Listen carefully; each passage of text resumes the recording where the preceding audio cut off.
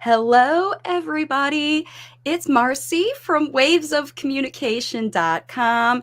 And yeah, today is live Q&A day. So if this is the first time you're joining, you're in for a treat. Today, you're going to see what happens in a language facilitation coaching session. So my name is Marcy Melzer, and I'm an intuitive language facilitation coach and consultant. I was a speech and language pathologist for 30 years working in the system, and I have stopped working with children directly because I have found after 30 years of speech and language therapy that when I work with the parents of the late talking child and coach them and guide them to make the solutions, to take the actions, use strategies in their own home to facilitate spoken language, it happens far faster than relying on the therapist, the therapy sessions, the therapy tricks and tips.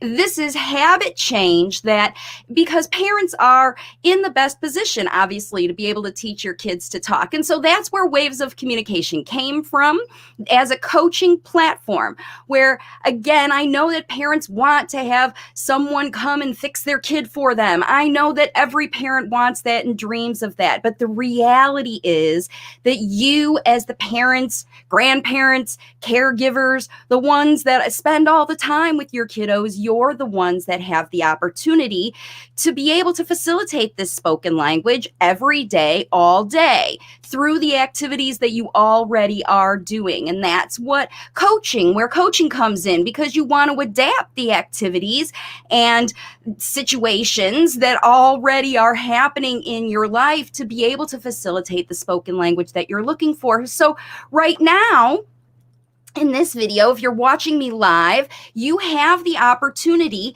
to get some coaching. All you need to do is comment below with your child's age and some information so that I can provide you with the best intuitive guidance. And this intuition comes from my experience of working with literally thousands of families and families all over the world who speak multiple languages, who have children of all ages, who have kids who are late talking for all different reasons. So it's important that you show up to coaching with your information. And that's what you can do in the comment section of this video right now. Comment with your child's age. How do you know what your child's thinking? What's frustrating you? And what action you've taken so far. Now, I haven't seen any comments come in yet, but I did come prepared with a question that came in yesterday. And this is a very common situation. And it was regarding a mom who has a child who has been diagnosed on the autism spectrum, is of school age, and she's been working with my strategies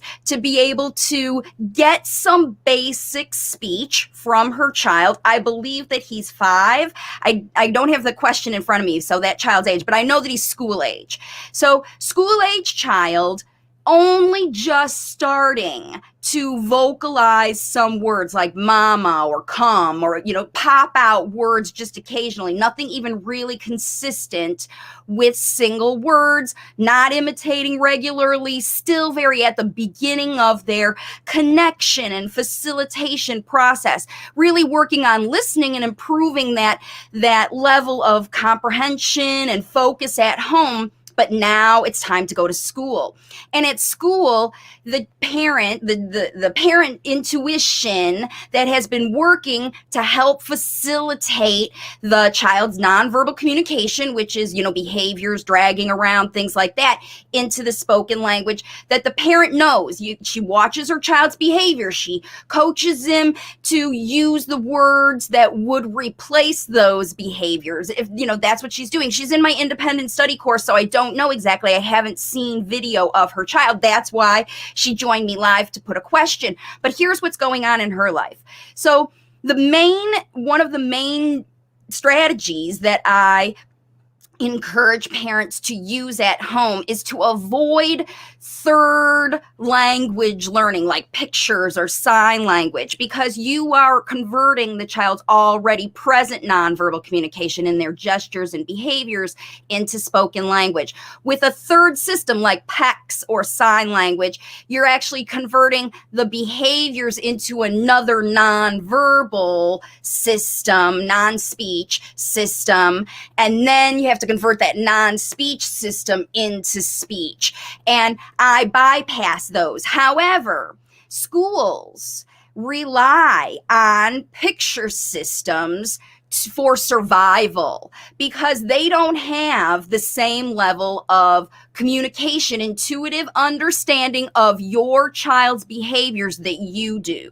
They can't possibly. And this was one of the hurdles that I encountered as a therapist arriving at, a house or in a situation where a child was still very locked in communication wise to a behavioral system. They weren't in any other formal system. They were making up their own and developing their own at home with the parent.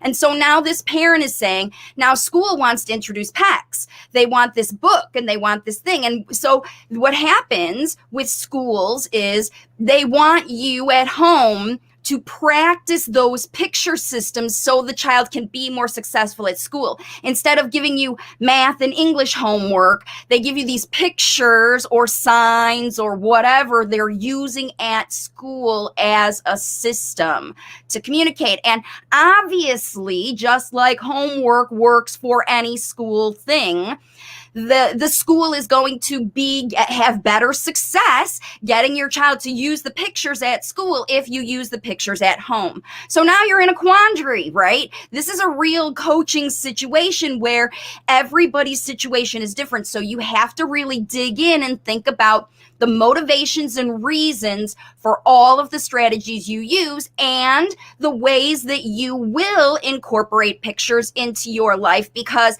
you may have said, no, PECS, never, no, I can't do it. But if that's the survival system that the school is relying on to get through the day with your child, maybe they're presenting a menu of options for free play time, and your child can pick the thing they want to do, or they're presenting food item options, or they're, doing those things. And this mom's getting pressure from both ABA because her child has an autism diagnosis. He is school age. He's been in both ABA for behavior intervention, and he goes to a school that has ABA and behavior interventions involved. So here's a parent who wants to be doing language facilitation, but the school that she's enrolled her child in is in picture systems.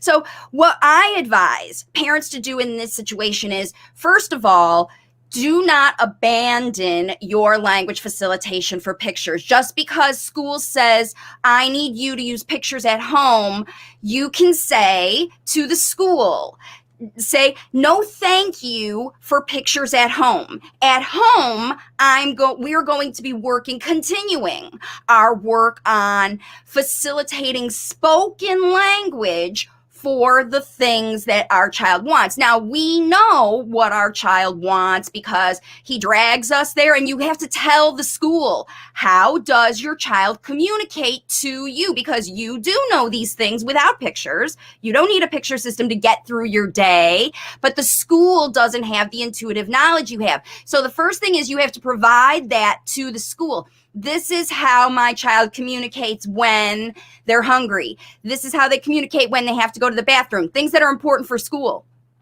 This is how my child lets you know when they are done with an activity and they need a break. This is how my child lets you know non-verbally with those things. And then the school will also have that intuitive knowledge about your child, and they will know, oh, he wants to whatever. And they'll start to say it out loud to each other in front of your child. Now, if you're doing language facilitation at home, you are teaching your child to be a good listener listener. And your child will be listening not just to you after you teach them to be a good listener. When you take them places, they're going to listen to what they hear other people saying. And they're going to hear what other kids do as well as other adults. They're listening to everybody. Just because people aren't directing their language to the child, especially we're talking about a school-age child here, this kiddo knows what's going on and is likely preparing to manipulate this environment by paying attention to what's going on. They know which teacher is the most volatile. They know which teacher is the most kind. They know which aide they can go to. They know which peer is going to pick on them. They know which peer is going to be kind.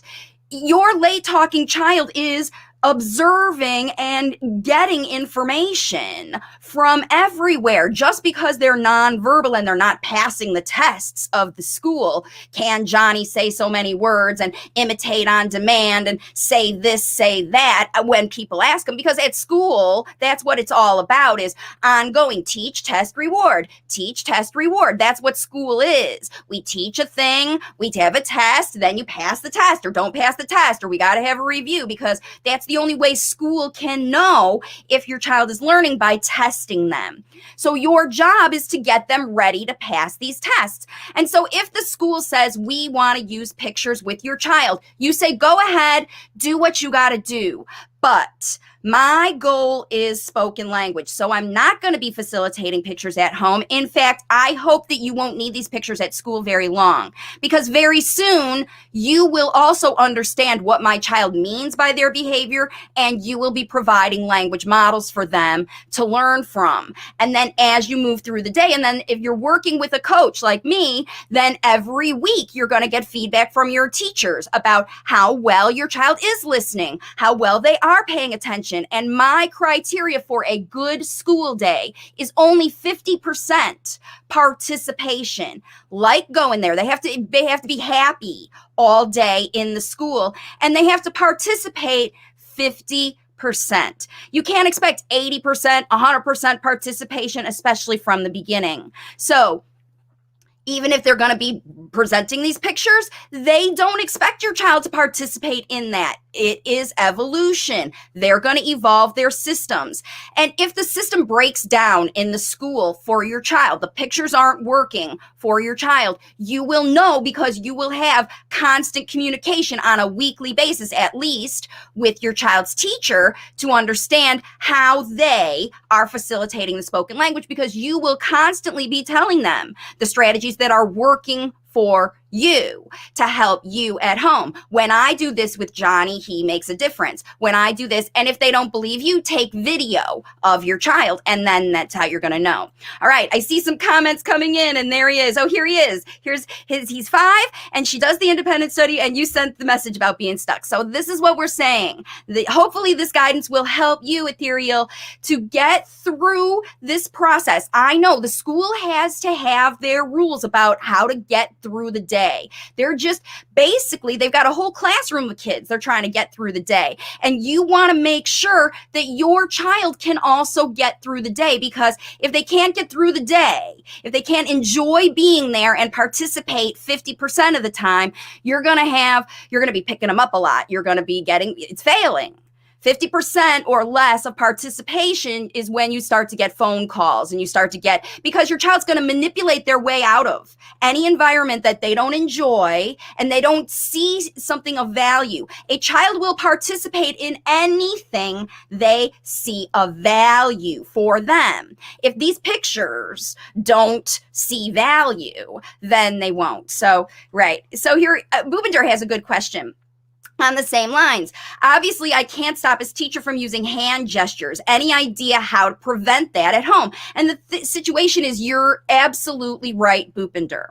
You cannot stop any teacher, therapist, ABA person, whoever, from doing their thing, from teaching how they want to teach, right? Same thing. They're just really, really good at getting through, the the ways kids learn. Like if you get with a teacher, they're going to have their way of figuring out what's going on. And remember, they have a responsibility that is different than yours as a parent. They have a responsibility for a whole class, and they have their own tips, tricks, methods, strategies, just like I do, that work, that I recommend over and over and over again to family after family after family after family. If this teacher has been teaching for a long time, she or he has got her way of doing things. The therapist got their way of doing things. You are not going to change them. What you need to do is you need to be prepared. Now, if you pick this school because you liked it, because you like the teacher, you like this principal, you like the philosophy, you like the whatever, then you have to work through these differences. And what's going on now with the astrology is we're getting this more, instead of conflicting and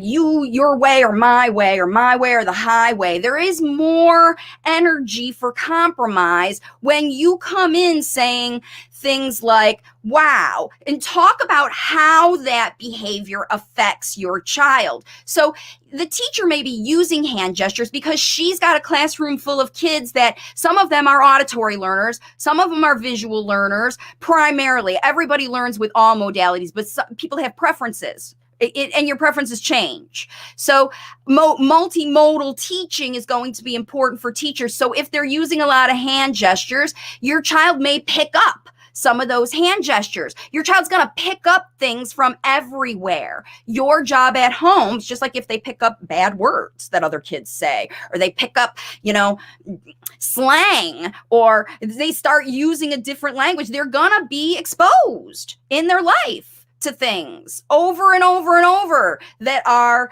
aligned with you and not aligned with you. And get ready for when they're teenagers and you're not around them all the time, right? Your job is just to be aware on a daily basis of how that external input is affecting your child every single day, and continually work with all of those providers.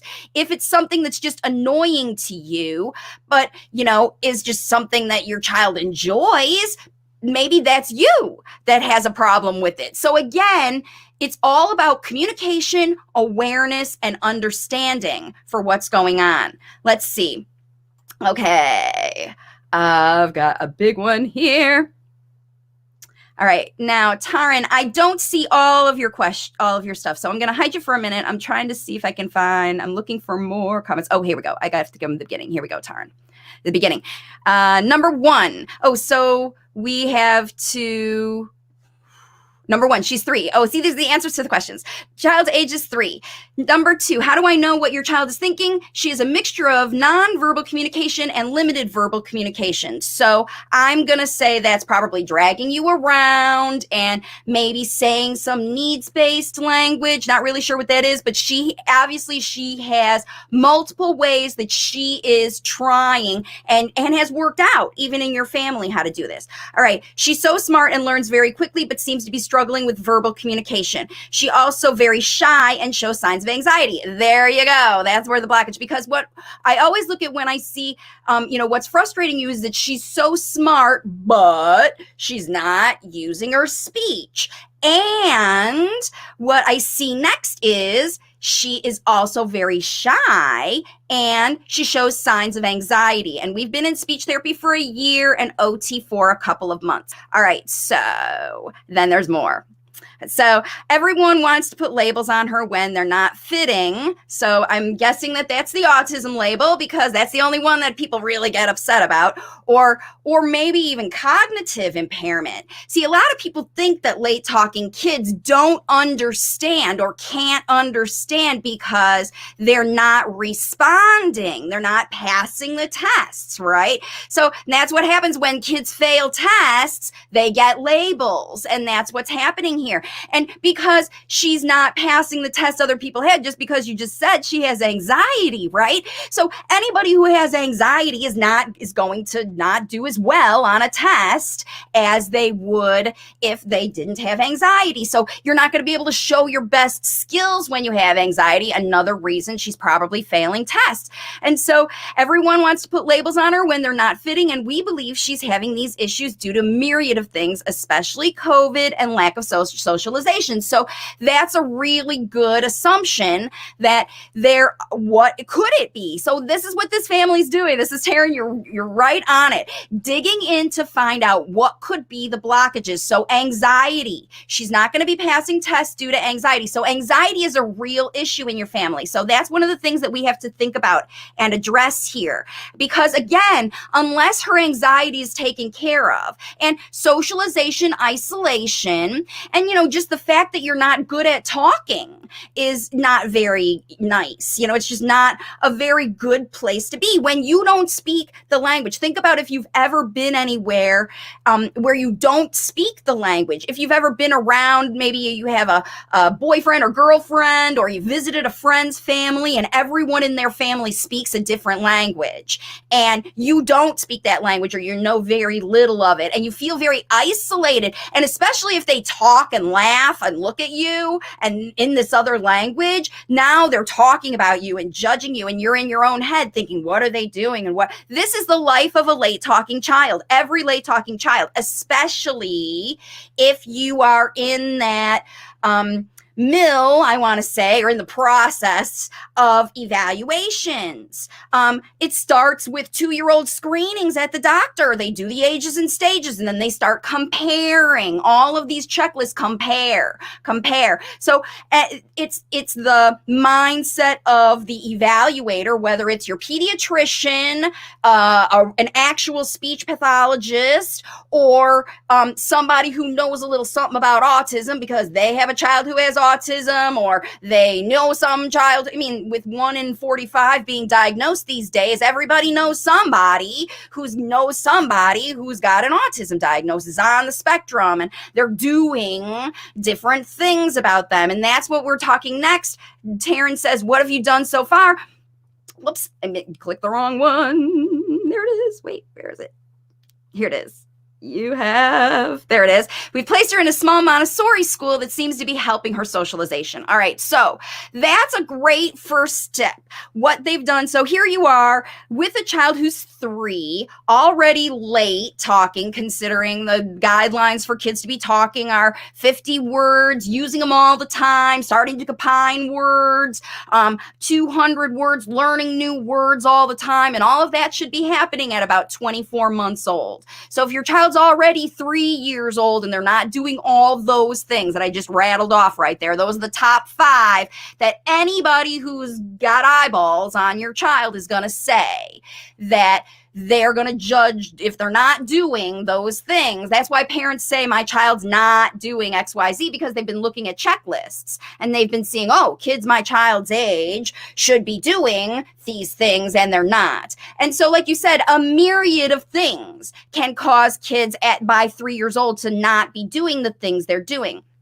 So the first thing I recommend, like you said, is getting into some socialization. However, you're going to have a real process to introduce this socialization with your child who has anxiety or signs of anxiety. And so my recommendation, especially if you have a child at this stage who you clearly know understands and knows a lot more language than they're using. This child probably knows every shape, every color, every number and letter in the alphabet. They know how to combine things. They know all the words to their favorite songs, but it's all just going on in the child's head because the anxiety has it locked in. And believe it or not, the more pressure and testing you put on can affect a child even at 3 years old. Driving to appointments, hearing you complain about other people, hearing videos like this, hearing you watch videos,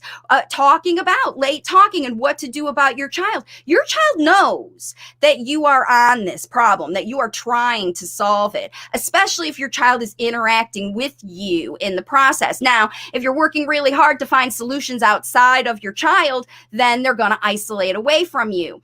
The process for language facilitation, I call, is that you have to be like a magnetic mirror. You want to you want to project the kind of language and speech that your child can use, that when they see it, they like it and they're attracted to it, but they also want to be like that. They want to mirror what they see. Kids always want to be like their mom and dad because they love their mom and dad.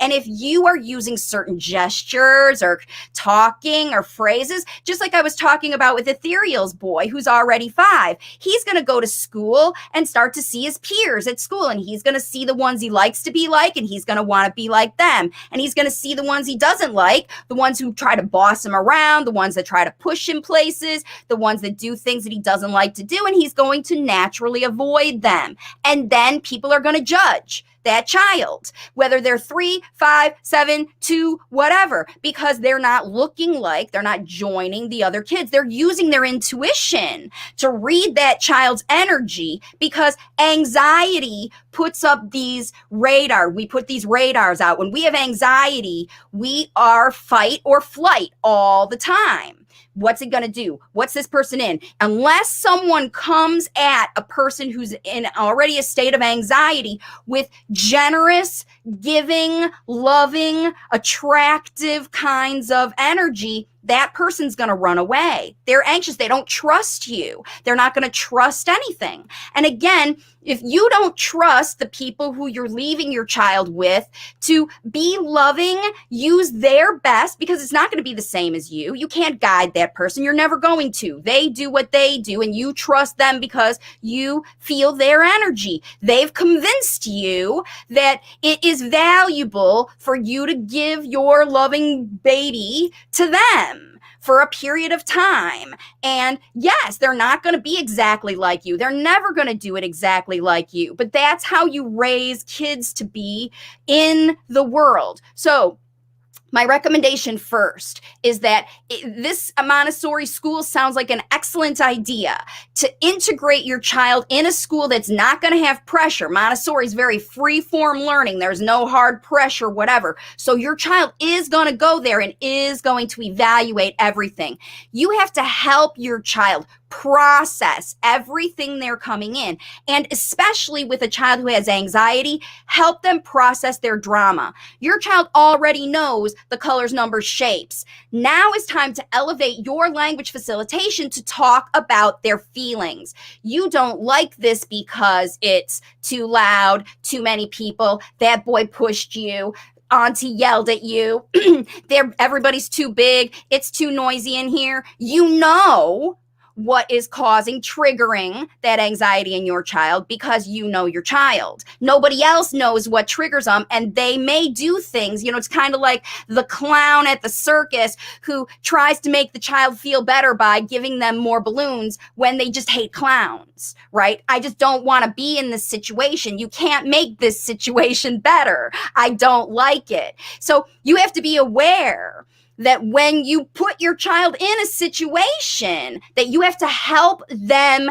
be successful in the situation. And if the child is so afraid of the environment that they cannot be their best, like I said, they're not happy being there, and they don't feel like joining in and participating with what's going on, at least 50%. That means that there's no one there facilitating that. I don't expect parents to facilitate language 24/7, only 2 to 3 hours a day. So for that 2 to 3 hours a day, you get 100% participation. But that's not 24/7, right? And you may try even yourself to do language facilitation strategies from my videos with your child, and they bomb out and fail this time. Maybe there were other blockages in the way that you weren't prepared for. Maybe you weren't being as aware with your child of what you were doing. But the point about what's going on with Taryn is that I know outside in the environment, there's going to be lots of places,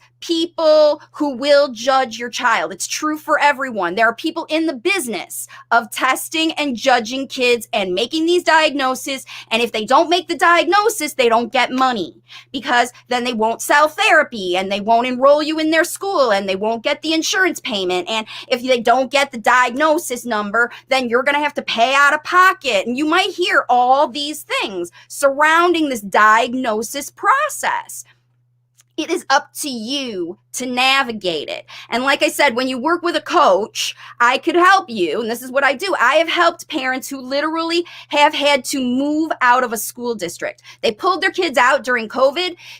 They homeschooled their daughter because the school would not budge. They wouldn't move out of things. Her child was miserable every single day when she went there. They wouldn't move ahead of baby stuff. Her child already knew everything, but they wouldn't, because she wouldn't pass the tests, they wouldn't evolve her, and they wouldn't change her environmental situation to help her evolve. And so the family made the decision to actually physically leave the school district. Other parents get lawyers and fight against school districts. I can help parents literally homeschool your child to get them ready to participate in everyday public school with educational supports as necessary. My goal for every parent I work with, every parent out there, no matter what diagnosis, no matter what age, is to get your child using spoken language so they can participate in the world with their peers, with their friends, so that they can learn what they need to develop in their life to grow up to be adults that contribute to the world. If that's trade school, if that's college, if that's, becoming the president of the United States, whatever it is, you as parents are the ones that help facilitate that end, right? The real end for your child. And spoken language is just the beginning. They need to have spoken language to participate in the world so that they can learn what they need to take it over. That's the whole point of all of this language facilitation. So hopefully, Taryn, you are feeling good. And if you want to know how to get your child on fire using spoken language, especially if she understands so much, the language facilitation strategies that I detail in my book and my independent study program, step by step, take you through the entire process. And like I said, your child probably knows a ton, but is feeling anxiety from being tested, from being judged, from being drilled. I don't know how she learned what she learned, but something has caused her to feel anxiety around other people. And that's what you have to address with her and the other people so that you can help her move forward so that she can be in the world. And without being in the world, you can't learn. So that's the whole point. We're not isolating these kids. We're joining them. We want to learn from them. We want to learn what they have to share. Okay, let's see. I want to make sure I get the beginning of this one. This question from SBT. Hi, we are in the independent study. Thank you so much for that, by the way. Getting stuck with getting my 6-year-old boy sharing tasks without running away. We stopped the prompting, but not progressing much beyond leading with hands. Okay, so what you've done is you've stopped prompting your child, but something's happening that they're not attractive. You haven't created that image of a magnetic mirror. What you've done is you have eliminated the anxiety and increased the trust in your child, because now he's coming to you. He's dragging you places. He's trusting that you will not prompt, pull, test, all day long with this and this and this. And he's feeling that comfort zone of, phew, whoo, now I don't have to do it. But you're also, what now has to happen is you have to elevate your expectations for him to try. And every child will try an activity that they see value in, because just talking and providing language models to your child isn't going to help them start talking. They have to practice. They have to pick up the job and try to say words. Now, my first thing that I want to coach you about is watch how much you are guessing what your child needs. So if you're guessing what your child needs and you're talking about, like when they point to the cabinet, you're saying you want a cookie, and then you just give them a cookie. You have to talk about the process that you are using, not just what they're thinking, but what you are doing, because you want them to learn the words. Your 5-year-old boy, 6-year-old boy, you want him to learn the words to tell you what to do, because non-verbally, he's telling you what to do. He's dragging you around. He's saying, come here. So every time he drags here, you want me to get up and come. You want me to come to the bedroom. You want me to give you a cookie. You want me to open the cabinet. You want this open right now. Instead of when your child comes, you just do it, or you say open. There has to be whole sentences with the entire thought that your child is doing when they're thinking about what they want. You also know they want me. Oh, he wants me to do it this way. He wants me to break the egg. He wants me to get the blue cup. He wants me that you know what he wants you to do, because you do it. And if you don't do it right, then you get a or something like that, meaning, no, you didn't guess correctly. So what you do is you use these circumstances to facilitate the needs-based language. That's where you're going to get first, because he's giving lots of needs-based nonverbal communication. Telling you exactly what he wants, how he wants it with his nonverbal body. And if you do that thing the right way, you get a smile. So after you do that thing, you want me to give you a cookie. Then you say, how I'm doing it. Okay, hold your hand. I will put the cookie in your hand. Now you have your cookie. You can eat your cookie. Enjoy your chocolate cookie. There is a lot more language, 3 whole sentences. Every time a child gives you a squeak, a gesture, a word, even a little phrase, I want something, your response should be 3 whole sentences about that communication, because your child is in the mindset of that communication. They want that thing now. They're not thinking about what happened yesterday, tomorrow, whatever. They are in the moment, trying to communicate to you, trying to get you to do something to meet their need. Even if they want you to give them a hug, they crawl on your lap and give you a cuddle. You want me to give you a cuddle right now. You are feeling snuggly. I love that I can give you a cuddle and make you feel better, because that's what your child is thinking. I want you to make me feel better. So I'm going to cuddle in your lap and prompt you with my behavior, because remember, a child who has been prompted and now you stopped prompting, they know all about prompting. They know what prompting is. They're happy you stopped it, but they know what it is, and they know that everybody else in the world is going to prompt them. Teachers, that's what it all is. Teach, test, reward. So that's how you're going to learn how to help your child this way to move forward. Okay, let's see. Taryn says she knows when she's being evaluated and reacts very differently with very different people, right? And so that's the thing, that when you understand that your child is of that mindset, she's fight or flight. I'm testing because she's been tested. She's a mirror, right? When you present your child to things, they're looking at those things as a mirror too. So again, if you are one of those moms that loses your cool, your fuse is short. Let's say it's, everybody's fuse is short these days. We've got COVID, we've got work stuff, we've got inconsistent information, we've got political turmoil, we've got all kinds of stuff going on right now. And everybody's triggered, boom.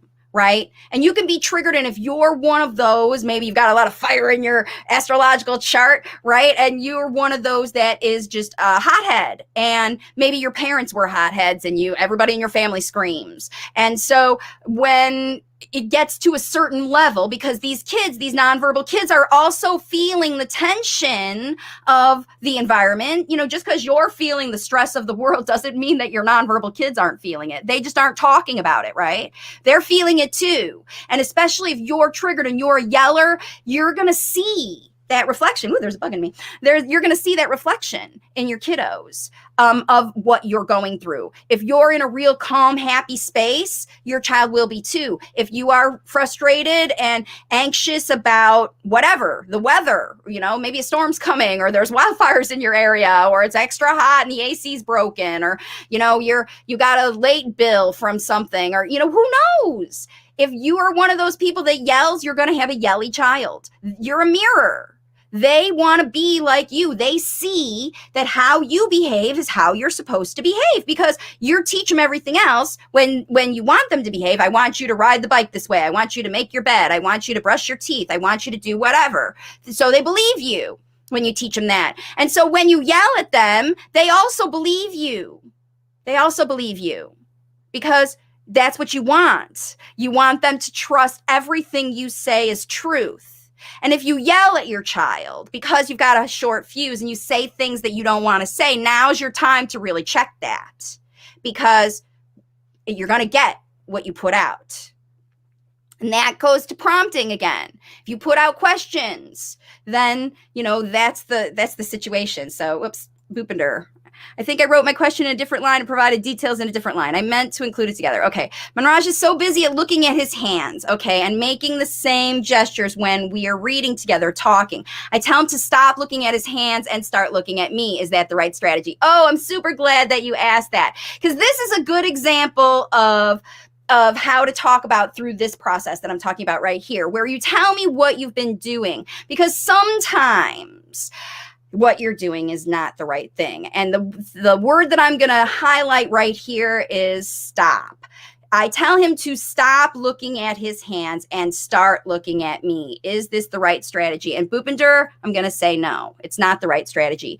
I never recommend focusing on the behavior that you want to extinguish. Stop, no, and don't are attention grabbers. But kids don't follow stop, no, and don't.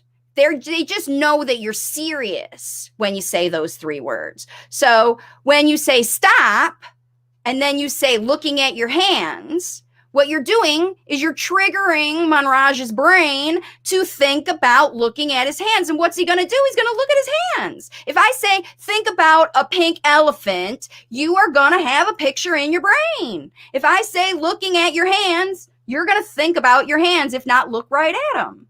Okay, you are telling him to do what you want him to stop. So that's why the strategy isn't working for you, and that's why you're frustrated. So the first thing is, don't worry about him looking at his hands, and his teacher focusing on her hands has nothing to do with it. Kids do behaviors because of other situations, and we don't want to focus on the behaviors. We want to focus on the situations. So if a child doesn't want to look at you, why not? What causes a child to not want to look at you? Maybe he listens better when he's not looking at you. Maybe he listens better because he's visualizing the story that you're telling, and he's looking at his hands because he doesn't want to be distracted by the surrounding environment. There could be lots and lots of reasons that he's looking at his hands, and you are distracted by that behavior you want to stop because it makes him look different than other children. And that's what's taking you off your language facilitation journey, because he's going to be focused on you as a mirror. And if you're saying no, don't, and stop, then he's like, well, what do I do? What do I do? And again, if your child is focused on their hands and staying next to you and listening to the story, you should be happy because he's staying next to you and listening to the story, right? You don't have to test him to make sure he's listening to the story. He's staying there. He's smiling. He's listening.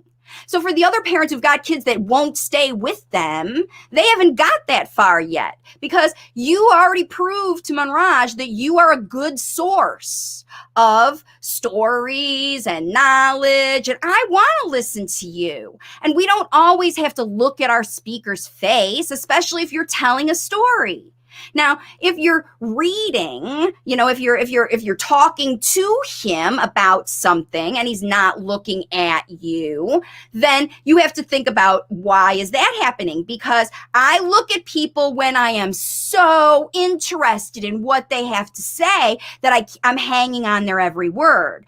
And when they're either saying something that's complicated, or I've got to memorize, or anything I've got to think about, I don't look at their face because I don't want to be distracted by that person. I'm in my own head listening to them and processing what's going on in my brain. And late talkers, this is what they do 24/7.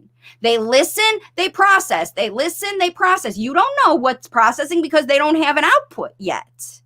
And you're guessing what they're processing instead of relying on yourself, your trust, to teach what you're teaching. If your child is staying by you, they're listening. If you don't believe them, then test them later. But again, you keep testing your child and they're going to say, how come you don't believe me? How come you don't believe that I'm listening? Look at me. I'm sitting next to you. I'm smiling. I'm staying near you. I like this story. And I'll guarantee when your child doesn't want to listen to you, he'll go away.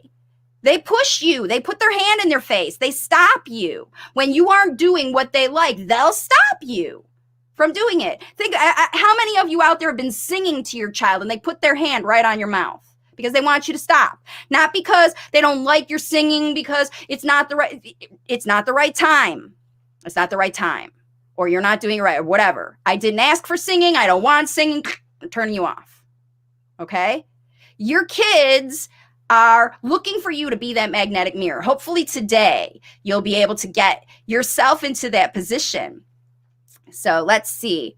My child has difficulty joining words. How can I help them? He also has attention issues. You need to give me more information. I need to know your child's age. I need to know how is your child already communicating, whatever, and has attention issues. What's frustrating you? What are you doing to facilitate those attention issues? How are you changing what you are doing? Because if your child isn't paying attention to what you've been doing for the past week, you need to make a change. You need to do something new. I suggest you watch the Swapping the Prompting Challenge, because that gives you replacement strategies for a lot of the common no, don't stop, repeat after me, say the same things all the time, right? So this is what's going to happen. You need to dig in and find out, right? He's 17, regressed. I don't know if this is another one. I don't know. He's 17, regressed at 15 months. But again, at 7 years old, I need to know what's happening today. He regressed at 15 months. Then what did you do? And then what did you do? And then what did you do? And then what did you do? And then what did you do? By 7 years old, he's had programming from therapies and you and who knows what, school, all different kinds of things that he's been programmed to do. If he was in a school that he wasn't happy in and he was working instead of on the curriculum that they were presenting to him, if he showed up every day by 7 years old, this is what usually happens. The child shows up to school with the mindset of, how can I manipulate these people all day to get as many breaks as possible? That's what they show up thinking. They aren't thinking, I wonder if I'm going to get 80% on my matching at ABA today. I wonder if I'm going to get that. By the time they get to be 5, 6, 7 years old, if they've been in ABA, especially since 2 or 3, good God, and they get to be school age, and you're trying to make that transition to kindergarten, and your child is showing up there every day, rocking them.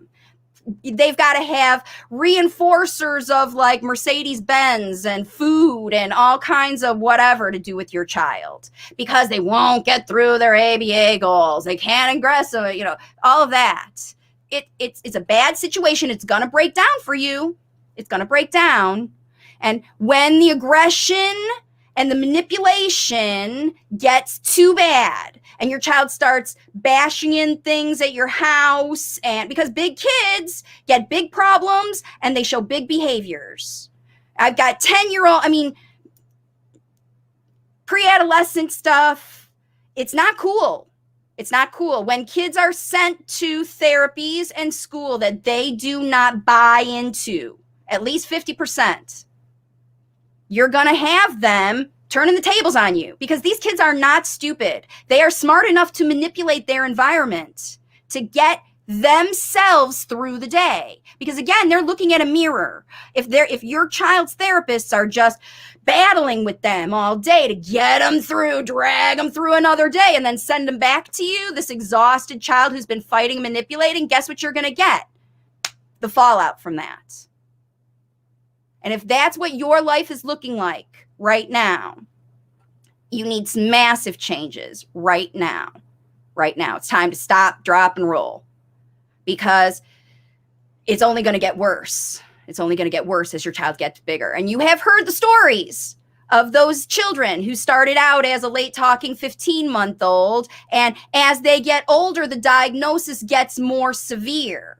And the diagnosis gets more severe because they keep failing tests. Because now, by 7 years old, it's not that the child can't pass the test, because they passed all the baby tests. They know their letters and numbers and matching and sorting and labeling, maybe, pointing to the pictures, all that stuffy stuff. But they aren't learning anything functionally for their life. And by the time they get to be 7, their job is, how can I manipulate my way through the day to get attention, to get more treats, to get more break time, to get more of the reinforcers. Like, how do I get a raise on my job every day? My job is to show up and do what these people say. How do I get more out of them? And that's that's where your child is, it's going to be a tough place to get out without some coaching, because your child causes you to cause these behaviors in your home, because they get this energy elsewhere and they bring it home to you, and you're the ones that have to deal with it. And you're the ones that have to work with these schools, because they don't care. If you're seeing this, then that's what you have. And when I hear a one-liner question of, my child was way delayed, they've been in therapy forever, and I don't know what to do, that tells me that you have given up on doing something yourself. Like, you just want me to wave a magic wand and have your child talk better. And I know that would be lovely, but that's not how this works.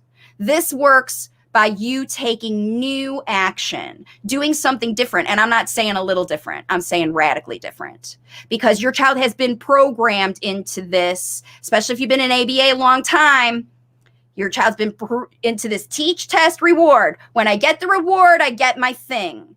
And if that exchange-based mindset has been so programmed into your child, their flair, their motivation, their desire for independent learning of novel concepts to share with the world has literally been squashed. They've been muted.